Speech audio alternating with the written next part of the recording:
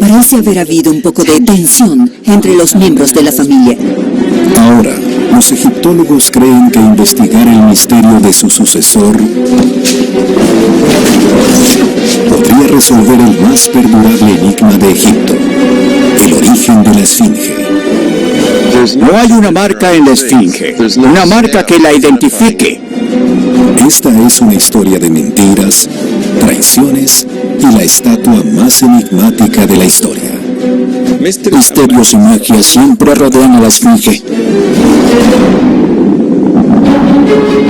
La historia de las pirámides es de innovación. Era una máquina de resurrección. Rituales misteriosos. Estas cosas ayudan al difunto a revitalizarse y vivir por toda la eternidad. Trabajo agotador e intriga palaciega. Develaremos los más profundos secretos de los faraones. Cada momia es diferente. Nunca se sabe exactamente qué esperar. Exploraremos las vidas de los antiguos obreros y descubriremos la extraordinaria historia del antiguo reino de Egipto. Egipto creó las pirámides, pero las pirámides también crearon el antiguo Egipto.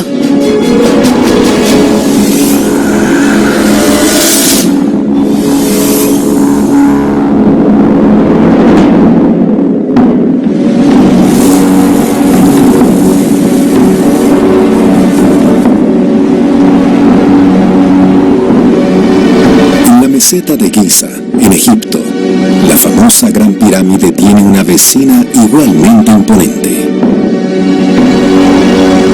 Este enorme monumento, formado por casi 2 millones de metros cúbicos de roca, fue ordenado por un faraón llamado Kefren.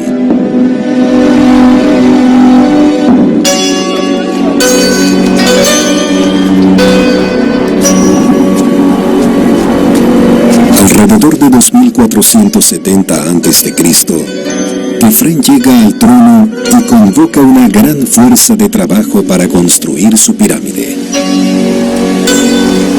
Artesanos profesionales y trabajadores calificados continúan una larga tradición de construcción de pirámides en Egipto. El padre de Kefren es el legendario faraón Keops, el constructor de la Gran Pirámide, y, al igual que su padre, Kefren quiere que su pirámide se construya como una tumba que garantice su inmortalidad.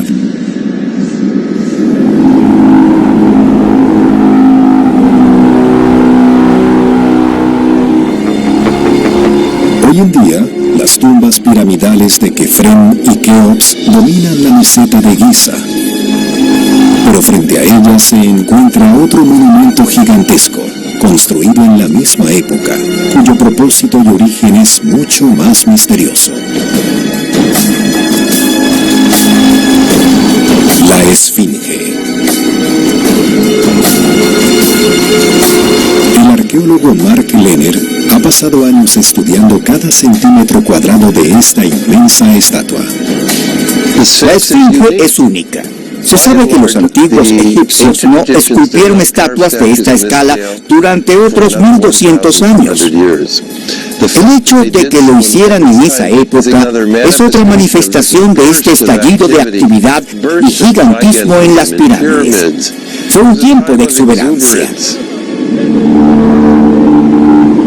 Es una especie de bestia mítica, con una cabeza humana sobre el cuerpo de un enorme león.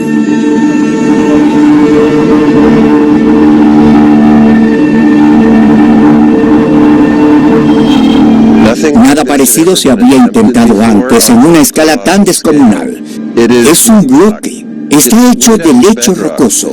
Los egipcios hicieron la esfinge tallando una zanja en forma de herradura, dejando el centro como núcleo.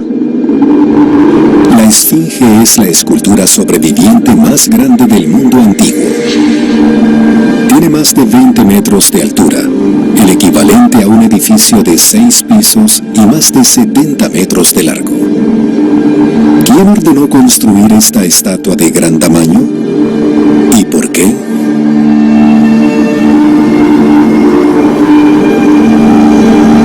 Es un misterio que ha intrigado a los historiadores durante siglos. No hay una marca en la esfinge, una marca que le identifique como un rey en particular. Hay cierto tipo de marcas en la pirámide, pero no aquí, en la esfinge. Mark cree que fue construida en los años posteriores a la muerte de Keops. Entonces, puede parecer lógico que la esfinge fuese creada por el constructor de la segunda pirámide de Giza, su hijo Kefren. Pero la respuesta no es tan simple, porque Kefren nunca debió haberse convertido en faraón. Los registros antiguos sugieren que Keops tuvo al menos 14 descendientes, incluidos 9 hijos, de al menos 3 esposas reales diferentes. Otros hijos como Kawab y Yedefra deberían haber estado más cerca del trono que Kefren. Los egiptólogos que intentan resolver el misterio de quién construyó la esfinge también deben preguntarse quién sucedió a Keops como faraón y cómo. El primer acertijo a resolver es, en primer lugar, ¿por qué los antiguos constructores esculpieron la esfinge? ¿Y qué representa? Los historiadores aún no saben cómo llamaban los antiguos egipcios a esta criatura. Fueron los griegos quienes la llamaron esfinge, en referencia a la leyenda de Edipo, quien derrotó al monstruo resolviendo su famoso acertijo. Pero eso fue escrito 2 milenios luego de que se tallara la estatua egipcia. Entonces, ¿qué es esta inmensa bestia? ¿Por qué fue tallada en medio de la meseta de Giza? Solía haber leones hasta el norte, en Siria, en la época del antiguo Egipto. Los leones siempre han sido símbolos de realeza, de monarquía. Son los reyes de las bestias. Desde el principio a los faraones les gusta asociarse con ganadores y seres poderosos. Así que, ¿cuál es un ser poderoso? Un león. Y estar asociado con esas poderosas bestias es algo bueno. Tenemos leones en tronos. Son criaturas divinas, son solares porque los asociamos por sus melinas y son como el sol por el color. Y ciertamente se puede ver este vínculo con la monarquía, los dioses y los leones, todos juntos. Para comprender la asociación entre el poder del león y la realeza, debemos retroceder más de 5.000 años en el tiempo, hasta el comienzo de la monarquía egipcia.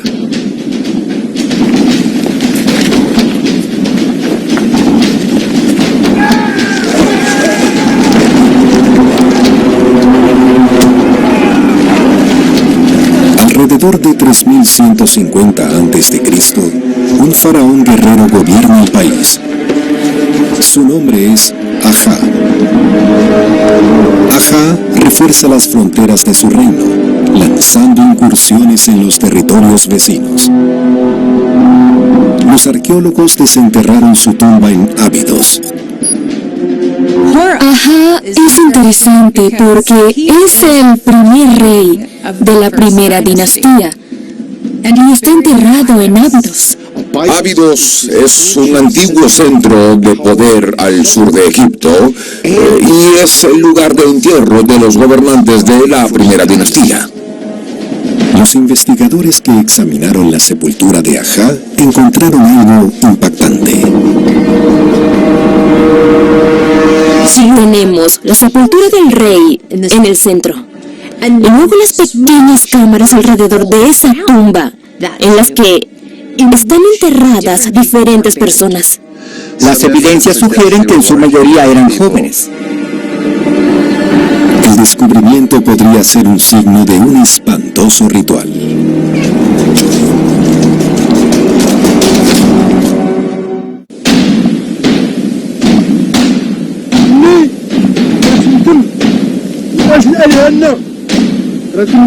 En Abidos, hace más de 5.000 años, algunos egiptólogos sugirieron que el faraón Aja ordenó que los sirvientes fueran asesinados como un ritual y enterrados junto a él.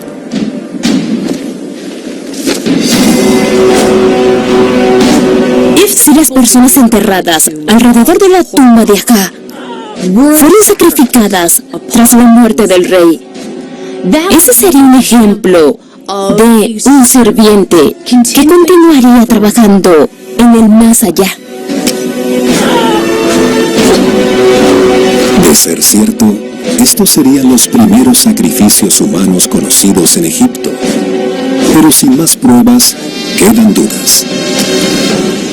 No podemos decir con certeza si las personas enterradas alrededor del rey fueron asesinadas como un ritual. Quizás incluso se suicidaron tras la muerte del rey. O si el rey fue enterrado y luego en diferentes momentos esas personas fueron enterradas a medida que tenían muertes naturales. Pero el sacrificio de animales era mucho más común. Entre las tumbas yace una donde evidentemente enterraron a un león. A lo largo del antiguo Egipto, hace 3000 años, los leones eran símbolos de realeza, incluso se les considera los guardianes del inframundo. Tenemos leones enterrados junto a la tumba de Akha. Es una muestra de que enterró con él uno de los símbolos de la monarquía. Esto podría explicar por qué los antiguos talladores de roca le dieron a la famosa esfinge el cuerpo de un león. Había sido un símbolo de poder para los reyes desde la primera dinastía de Egipto. Es un guardián del cementerio, un guardián de este complejo piramidal, y en esa pose agachada se convierte en una deidad protectora en el sitio de Giza. Pero si es así, ¿por qué la esfinge tiene cabeza humana? Una temible deidad con cabeza de león podría contener pistas. Cuando los antiguos egipcios ponían la cabeza de un león sobre el cuerpo de un humano, era emoción, fiebre, violencia e ira fuera de control. Esta es la diosa Sekhmet. Es la diosa protectora de los médicos. Ella es la esencia de la fiebre y la enfermedad. Los médicos querían hacerse amigos de esa fuerza para poder extraerla del paciente. Sekhmet tiene cualidades humanas, pero están dominadas por su naturaleza animal descontrolada. Quizás con la esfinge es al contrario. Aquí, sin embargo, tenemos lo contrario, es inteligencia en control de las fuerzas animales. La esfinge simboliza la inteligencia y el control sobre la fuerza, sobre el poder. Pero, ¿la inteligencia y el control de cuál ser humano en específico? ¿De quién es la cabeza?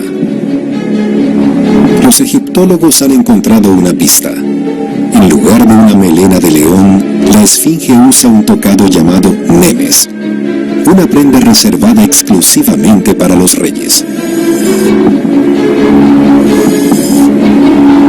Tenemos varias cosas: el poder del faraón, el control del faraón y también el guardián de la necrópolis, todo contenido dentro de la esfinge. Entonces, ¿de quién es el rostro que está en la esfinge y quién ordenó que se construyera? Misterios y magia siempre rodean a la esfinge. No se encontró un solo nombre de un rey escrito en la esfinge. Solo hay cierto misterio en torno de quién exactamente es el rostro de la esfinge. La respuesta está en entender quién toma el poder luego de la muerte de Keops. Investiga la necrópolis de Giza en busca de pistas. Aquí es donde fueron enterrados los familiares de Keops. El color de las pinturas aún luce tan fresco en algunos lugares que parece que el artista acaba de pintarlas. En las paredes de esta tumba, los antiguos artistas pintaron una imagen del hijo mayor de Keops, el príncipe Kawab. Parece haber existido un poco de tensión entre los miembros de la familia, pero ese es quizás el caso en una familia real, cuando nunca está claro quién va a heredar.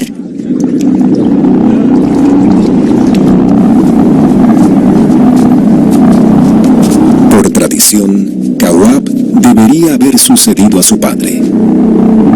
Por lo general, el próximo rey ya se conoce antes de que mueran los reyes. Siempre es el hijo mayor del rey. Si sobrevivía a su padre, significaba que se convertiría en el nuevo rey del antiguo Egipto. Pero Kawab nunca se convierte en faraón. Es su medio hermano, Jedefra, quien toma el trono. ¿Es esta inusual sucesión evidencia de un juego sucio?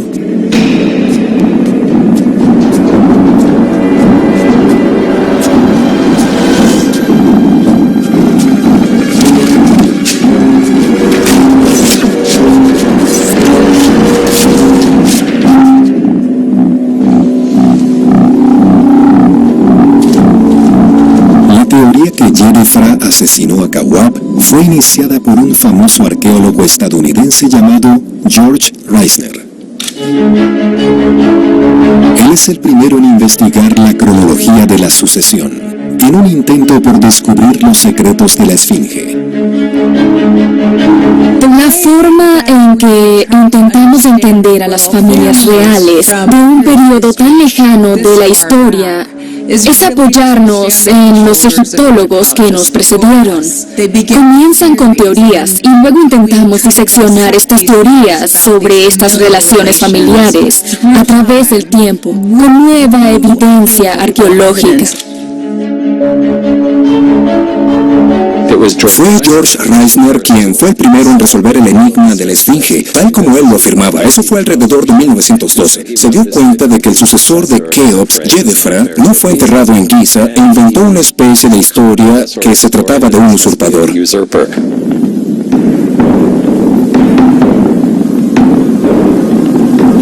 Jedefra nació de una esposa real secundaria de Keops, que era del área de la actual Libia. Cuando muere su hermano, Kawab, es Jedefra el siguiente en la línea de sucesión.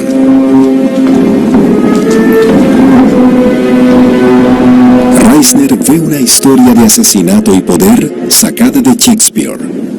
Los egiptólogos modernos tienen sus dudas. En el sentido de la historia es bueno, porque todo el entendimiento humano está impulsado por la narrativa, pero el hecho es que la historia familiar está oculta en la niebla.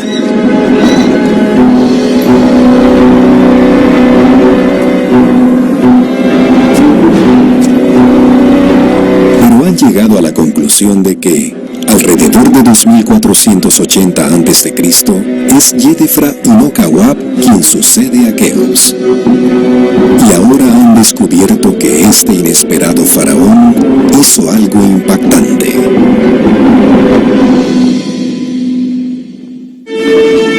En el antiguo Egipto, Jedefra es el nuevo rey, quizás habiendo asesinado a su hermano. Ahora él hace una elección inusual de esposa. Jedefra, hijo de Keops, se casó con su media hermana, Heteperis II. Pero el incesto era común en la realeza egipcia, así que no es por eso que Heteperis fue una elección inusual. Heteperis estuvo casada con Kawab, quien algunas personas creen que Jedefra, su nuevo esposo, asesinó. Aquí pueden ver una imagen de Heteperis, donde habla de ser una gran esposa real. Esta mujer fue una de las mujeres más importantes que vivieron en la época de Keops y después. Este vestido es bastante inusual porque se puede ver que es muy chic con los hombros hacia atrás. Otra cosa destacable es el color del cabello, porque la gente decía, oh, es extranjera, porque parece que su cabello era amarillo en lugar de negro, que era más común. Quizás esta mujer era un poco inusual y por lo tanto más especial. La viuda del príncipe Kawab se une a Jedefra en el trono y se convierte en reina de Egipto. Al casarse con la esposa del príncipe muerto, le demostró a la gente que era aceptado por toda la familia. Pero, ¿en verdad Jedefra merece su reputación de usurpador que asesinó a su hermano? ¿Y pudo ser el rey que construyó la Esfinge?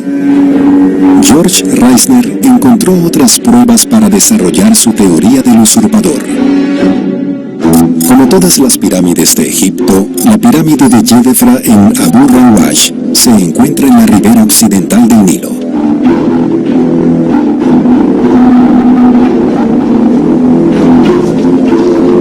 El egiptólogo Vasil Dobrev recibió un permiso especial para visitar el sitio e investigar.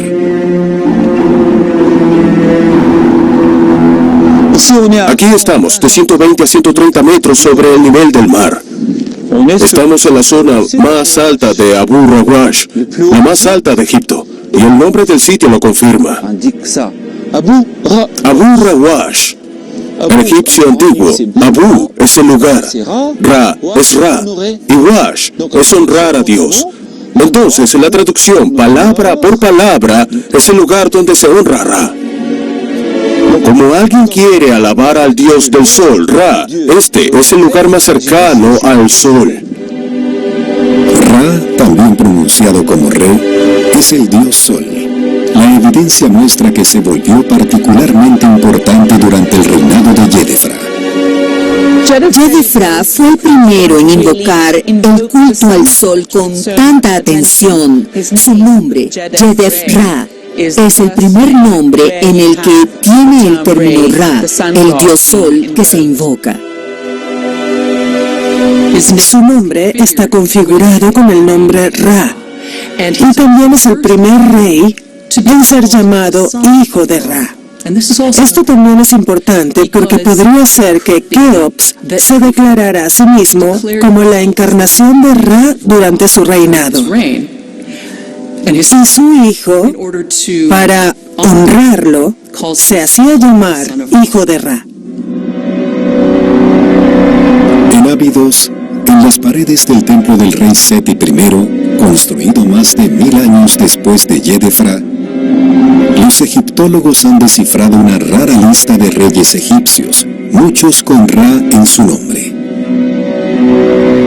Con el reinado de Yedefra comenzó esta nueva tendencia, incluir el nombre del dios Ra en su nombre, y continuó hasta el final de la quinta dinastía. Después de esto, todos los reyes se llaman Jafra, Neferkara, y sigue así, y es Yedefra, quien es el iniciador de este muy poderoso movimiento de religión solar. Pero no todos los egiptólogos están de acuerdo sobre qué papel desempeñó Yedefra en la elevación del culto al dios Sol. Creo que no debemos sacar demasiadas conclusiones del nombre de Yedefra o de la ubicación de su pirámide, porque todas las verdaderas pirámides son monumentos solares. Entonces, el enfoque en el dios Ra, en el dios Sol, creo que no comienza solo con Yedefra. En la meseta de Abu Rawash, Yedefra construye una pirámide con una base de casi 106 metros de ancho y más de 60 metros de alto. La pirámide es mucho más pequeña que la de Keops, su padre, que era más del doble de ancha y más de 70 metros de alta. Pero Yedefra elige sabiamente este lugar. Al elegir una meseta alta en el desierto, se asegura que su pirámide se eleve por encima de la de Keops. Yedefra construye su pirámide en una colina, en la cima de ella y con vista a la meseta de Giza. Pero también está muy cerca de las canteras, de las rocas que se podían utilizar para la construcción de la pirámide. Pero es aquí donde la historia del sucesor de Keops y el enigma de la Esfinge toman otro giro. Aunque hoy no queda nada de la pirámide de Yedefra, fue completada, o casi completada, durante su reinado. Estaba muy cerca de una cantera, y esa misma cantera fue utilizada por los romanos cuando llegaron al poder en Egipto. No solo sacaron rocas de la cantera, sino que también sacaron rocas de la pirámide de Yedefra. Y es por eso que hoy en día no queda nada, solo las habitaciones subterráneas. La pirámide de Yedefra fue destruida unos 2000 años después de su construcción. Una desgracia que apartaría al rey de la historia. Fue solo cuando los arqueólogos modernos excavaron las ruinas de Abu Rawash y encontraron estatuas del rey que se restauró el nombre de Yedefra. En la era antigua, si un rey quería proclamar su propiedad sobre la tierra, o que la gente entendiera quién era, se debían erigir estatuas y monumentos para transmitir esa información. Pero las estatuas muestran que la destrucción del legado de Yedefra puede no haber sido un accidente.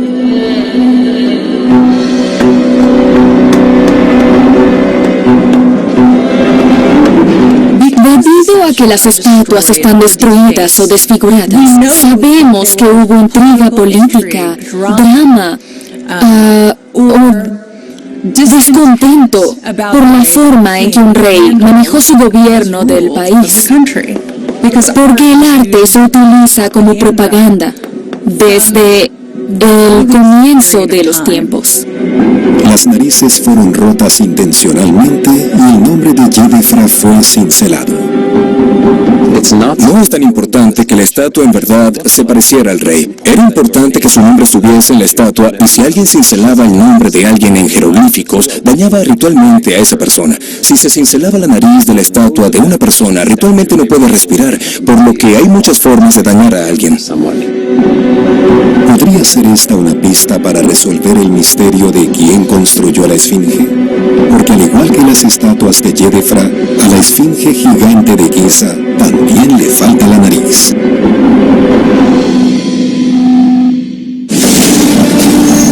En el segundo episodio de Patriota Traidor, la botella de champaña se convirtió en un arma. Construida en Giza junto a la de su padre, era evidencia de que el nuevo rey volvía a las raíces familiares, después de vencer a su hermano usurpador. George Reisner inventó la historia de que Kefren lo derrocó en cierto sentido y por lo tanto regresó a Giza como la meseta de origen. ¿Quién sabe? Quizás sea cierto, pero en realidad es una gran inferencia, para lo cual la vinculación de los hechos es una especie de imaginación de Reisner. Las narices rotas de las estatuas de Yedefra y la Esfinge pueden ser solo una coincidencia. Sabemos que la nariz en cada estatua es la parte más débil, así que es muy fácil ser destruida. No creo que haya un vínculo entre las estatuas de Yedefra y la nariz de la Esfinge. Creo que es porque solo es la parte más débil de la estatua y se rompe naturalmente.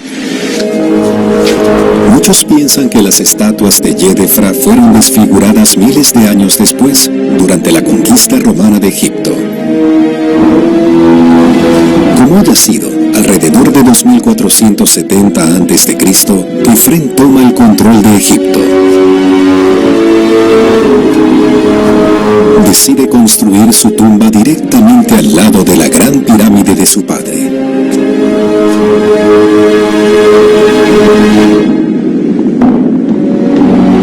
Regresar a Giza plantea un dilema para Kefren. Quiere mostrar su poder con una gran pirámide. Pero, ¿cómo puede sobresalir junto al inmenso monumento de Keops? La pirámide de Keops es por lejos la más grande, es la más grande de todos los tiempos. La pirámide de Kefren es interesante porque cuando la miras por primera vez en la meseta de Giza parece que es más alta que la Gran Pirámide, pero de hecho no lo es. Kefren la construyó en un terreno más alto, quizás para superar a su padre.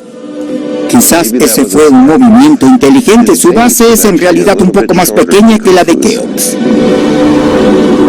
Aunque la pirámide de Kefren es más empinada, originalmente era 3 metros más corta que la gran pirámide de su padre. Pero hoy se alzan como una pareja majestuosa y casi a juego en la meseta. El regreso de Kefren a Giza marca el final de una complicada lucha de poder provocada por la muerte de su padre Keops. Pero aún queda un gran misterio. ¿Quién construyó la Esfinge? Ahora que los egiptólogos conocen el orden de sucesión, primero Yedefra, luego su hermano Kefren, por lo que han reducido los sospechosos. Y aunque Kefren fue durante mucho tiempo un favorito debido a sus vínculos con Giza, resulta que Yedefra no abandonó por completo el área. Yedefra ha sido pasado por alto durante mucho tiempo por los egiptólogos y creo que la gente debería centrarse más en él, porque es muy posible que haya tenido más que ver con la construcción en Giza para acabar con el complejo funerario de Keops que cualquier otra persona. Porque ciertamente Yedefra sucedió a Keops y es tradicional en Egipto que la persona que termina un complejo mortuorio sea la que suceda al trono. Cuando Yedefra se mudó de Giza, su trabajo ahí no había terminado. Tenemos información de que él es quien enterró a su padre en Giza. De hecho, tenemos grafitis en el lado sur de su pirámide y mencionan el nombre de Yedefra. Él estuvo involucrado en la ceremonia funeraria de Keops. Ese no es el papel de un usurpador.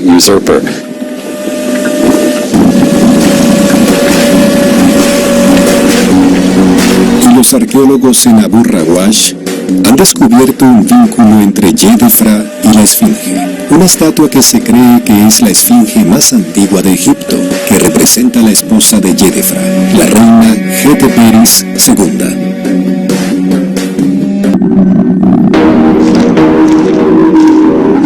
Pero Mark Lehner no está tan seguro de esta teoría. Quizás Yedefra hizo la esfinge en honor a su padre, Keops. Bueno, tal vez, pero no hay pruebas de eso. Ni siquiera hay formas de probar tal idea. Mark cree que puede probar quién construyó la esfinge.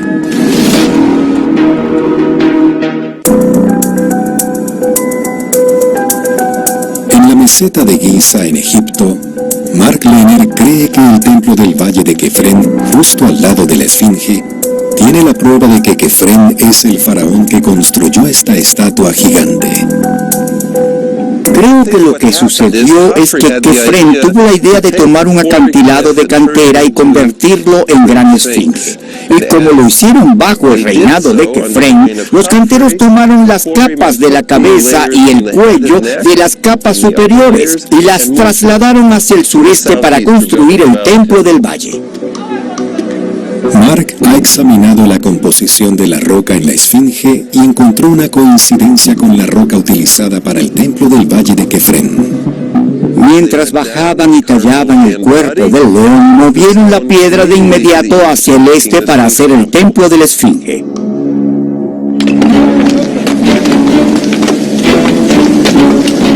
Entonces, si Kefren construyó la esfinge, ¿a qué faraón representa?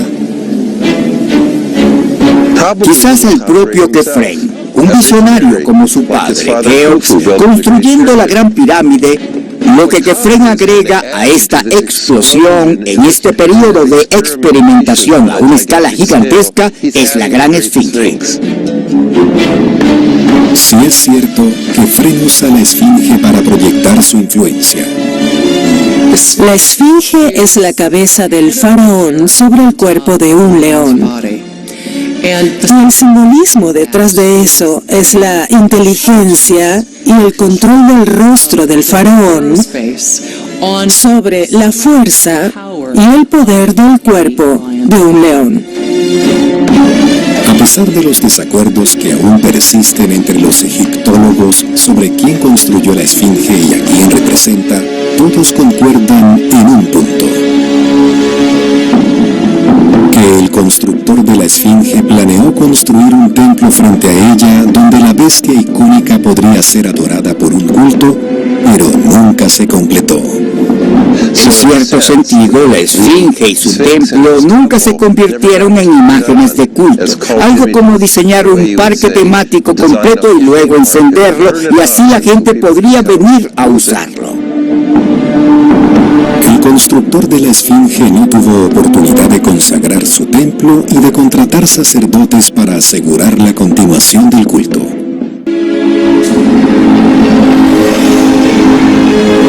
En los siglos antes que Tutmosis ordenara que se excavara la arena de la Esfinge, se había deteriorado. Entonces, el joven faraón ordena a los trabajadores que realicen una restauración completa.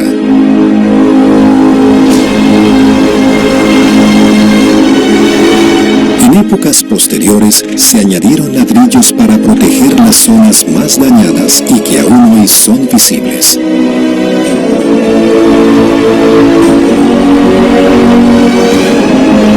En la mejilla y en la frente se puede ver un poco de color, rastros de rojo. Es posible que la Esfinge estuviera completamente pintada de rojo, pero en el nuevo reino, cuando la renovaron, hay una buena evidencia de que la pintaron de algo más que rojo.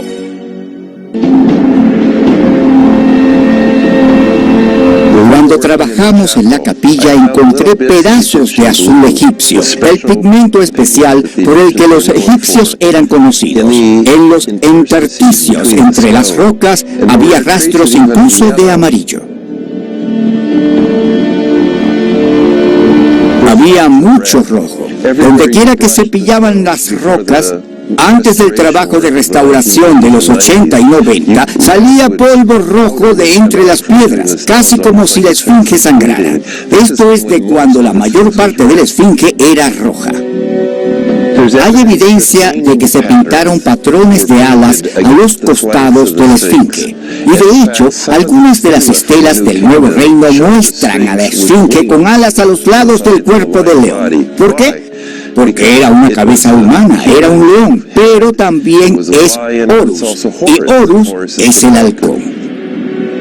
La Esfinge, cuando fue restaurada en la era del Imperio, era una imagen mucho más colorida, compleja e icónica que la ruina que contemplamos hoy.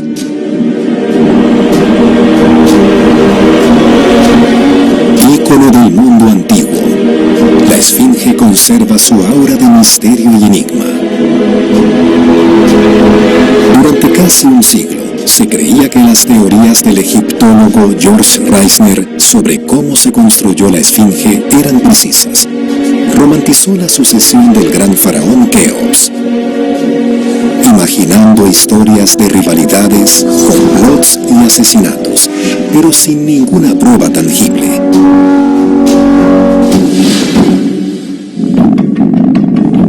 Hoy, los especialistas están más intrigados por la decisión de Kefren de regresar a Giza y construir su pirámide junto a su padre.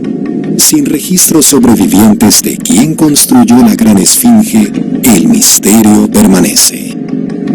Ya sea que Kefren la haya construido o, como se ha sugerido, que la Esfinge fue construida en memoria de Keops por Yedefra, no sé si aún tenemos buena evidencia definitiva. Para estar absolutamente seguros del constructor de la Esfinge, necesitaremos más pruebas de las que tenemos actualmente. El constructor de la segunda pirámide más grande jamás construida en Egipto es bien conocido. El faraón Kefren se aseguró que su memoria perdurara al estampar su marca en Giza con su tumba monumental. Pero lo que Kefren no sabe es que la suya sería la última pirámide verdaderamente colosal jamás construida en Egipto.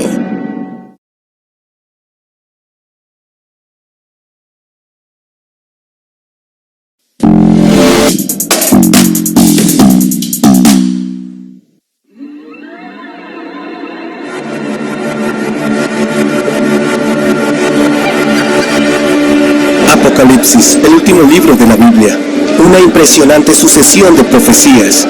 Describe cómo el mundo será devastado por una serie de eventos catastróficos. El muro de los lamentos en Jerusalén fue destruido ayer durante un mortal atentado. ¡Santo cielo! Una tormenta. Una pandemia. El ataque en Israel. Estamos ante el fin de los días. Escúchame, debo salir de aquí. ¡Corre, Doug! ¡Corre! ¿Oyeron eso? ¿Qué rayos fue eso? Señor, señor. Cuéntales todo. Primero la caída de un meteorito y ahora el país está inundado. ¡Toma la cámara! Lo que le preocupa a la NASA es que el asteroide aparentemente se estrellará ahora con los Estados Unidos.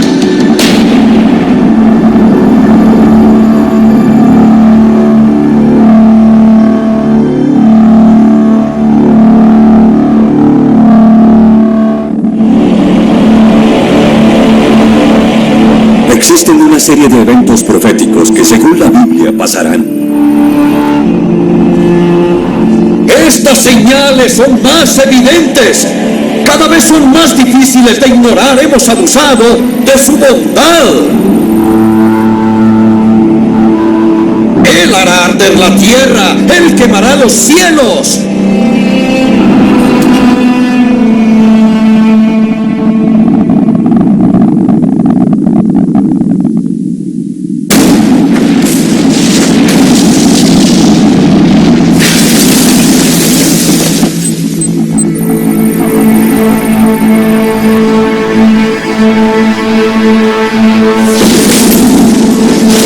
Un asteroide cayó en Minnesota, al norte de Minneapolis. Hay muchas personas muertas. Por favor, respondan. En este momento en Nueva York caen escombros en llamas. Las ondas sísmicas han destruido vecindarios enteros. Se nos ha informado que la cifra de fallecidos oscila entre los cientos de miles. ¡Dios!